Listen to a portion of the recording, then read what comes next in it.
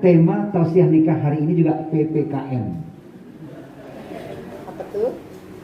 Pertama tentunya ungkapan bahagia ya. Barakallahu laka wa baraka alaika wa jama'a bainakum fi khair. Semoga Allah memberkahi kalian berdua, dikumpulkan dalam banyak kebaikan, nanti melahirkan generasi robbani, bahagia dunia hingga ke surga. Amin ya rabbal alamin. PPKM yang pertama adalah saya khususkan pertama untuk mempelai pria Ananda Arba. Akad nikah gimana rasanya? Alhamdulillah, tapi bahagia ya, Masya Allah. Jadi PPKM-nya untuk Ananda Arba apa? Pengantin pria kesayangan mertua. Alhamdulillah. Pengantin pria kesayangan mertua. Kesayangannya Pak Bambang dan Ibu. Sebab dia paham betul syariat agama. Pertama, hendaklah dia bersungguh-sungguh mengajarkan tauhid dalam keluarga. Ini yang paling penting. Selamatnya kalau punya tauhid, yakin bahwa pernikahan itu karunia Allah. Perjalanan panjang berliku-liku, akhirnya ketemunya dengan siapa? Ananda Sela. Alhamdulillah. Kalau rumah tangga landasan tauhid, pasti dijamin gelombang kehidupan bisa diatasi. Karena punya tempat bersandar, yaitu Allah Subhanahu wa Ta'ala. Allah merupakan sandaran vertikal. Ini paling penting yang pertama. Tugas seorang suami agar disayang oleh mertua adalah mengawasi ibadah keluarga. Nah, setelah tauhid emang ibadah. Karena nikah juga ibadah. Masya Allah, mulai malam hari ini, jadikan malam yang indah, pagi yang cerah. Hati bahagia tak pernah resah, senang dan susah. Alhamdulillah. Karena nikahnya untuk ibadah. Nanti malam sholat tahajud. Insya Allah. Karena ada hadis itu.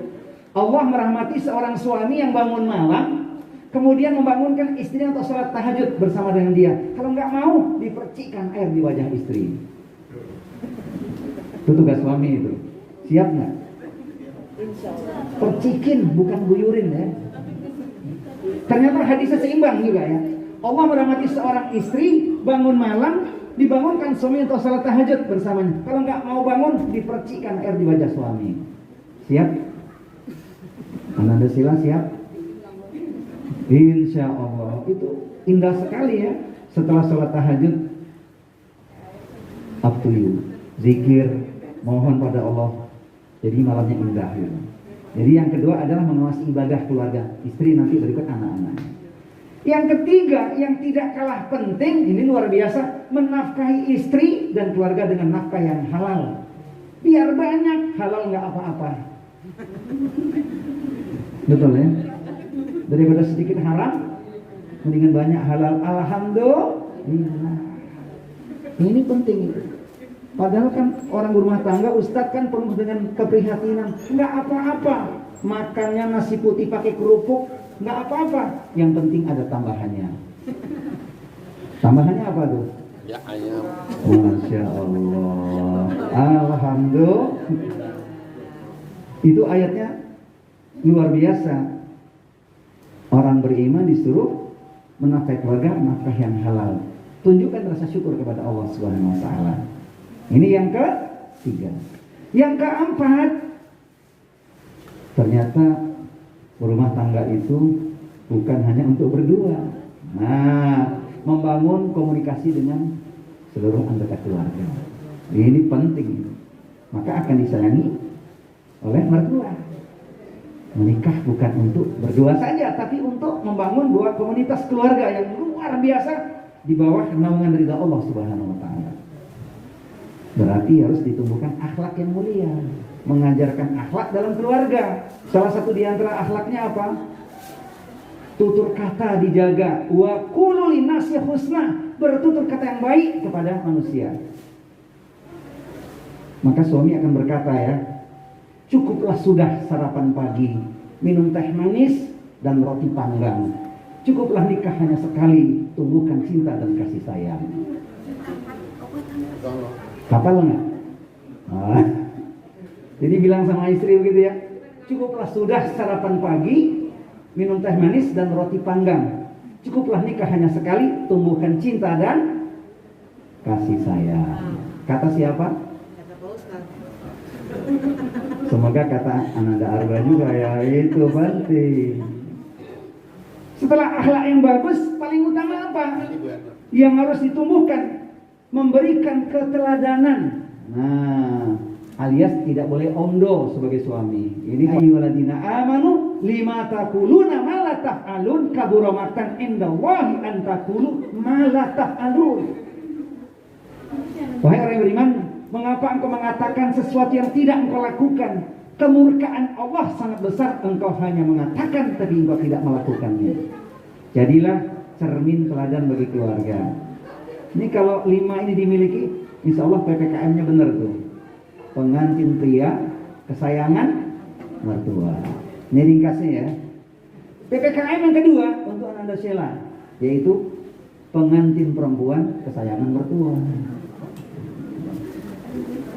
Apa yang mesti dilakukan? Tunjukkan 4 hal. Idza shalatil mar'atu khamsaha wa shamat syahraha wa hafidat farjaha atau zawjaha qila lahu udkhulil jannah min ayil abwabi syi'ti. Ketika seorang istri telah melakukan 4 perkara, dijamin dia masuk surga. Pertama, salat yang 5 waktu dia jaga dengan baik dan benar. Yang kedua, puasa di bulan Ramadan, puasa sunnah minta izin kepada suami. Yang ketiga, menjaga kesucian dirinya. Ingat, sekarang sudah punya suami, jadi jaga kesucian diri. Masya Allah, tutur kata dan seterusnya. Kemudian puncaknya yang keempat apa? Yang keempat adalah taat kepada suami. Sepanjang perintahnya baik dan benar, ikuti itu. Makanya ada arti kan? Suami ada arti, istri ada arti itu. Suami artinya apa? Selalu usaha agar dapat membahagiakan ibu, baru istri dan anak-anaknya. Gitu ya.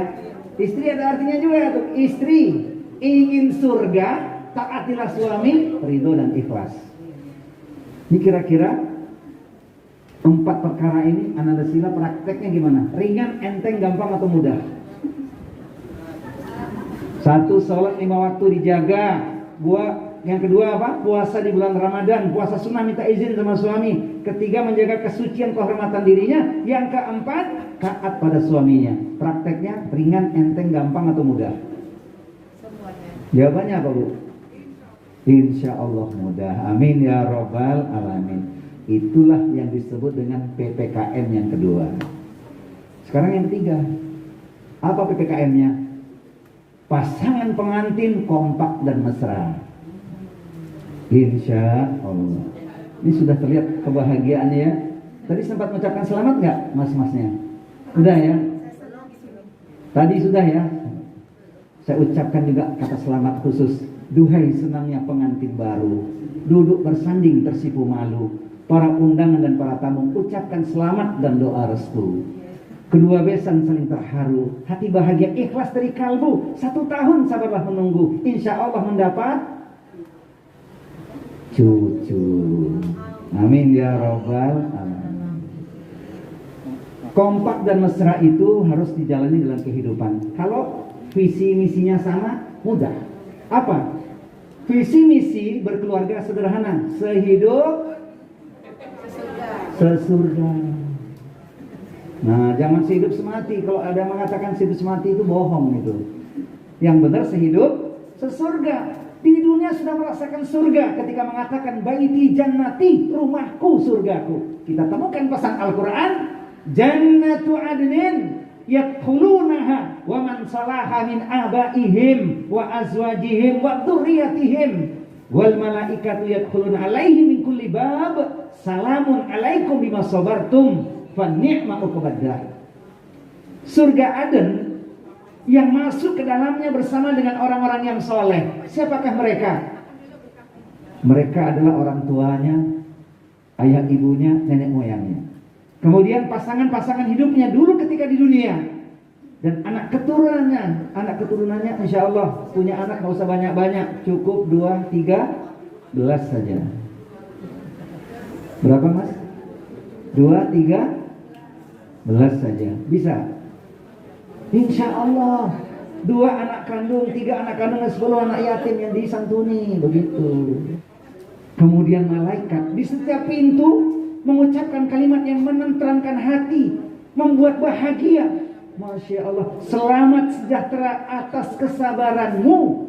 Inilah akhir kesudahan, engkau menjadi penghuni surga. Hidup di dunia ini harus dikuatkan dengan kesabaran. Memang ujian dalam rumah tangga itu pasti ada, onak dan duri. Tapi kalau dengan kesabaran luar biasa. 1 sabar dalam taat kepada Allah, 2 sabar menghindarkan diri dari perbuatan dosa, yang ketiga sabar menerima ketentuan Allah.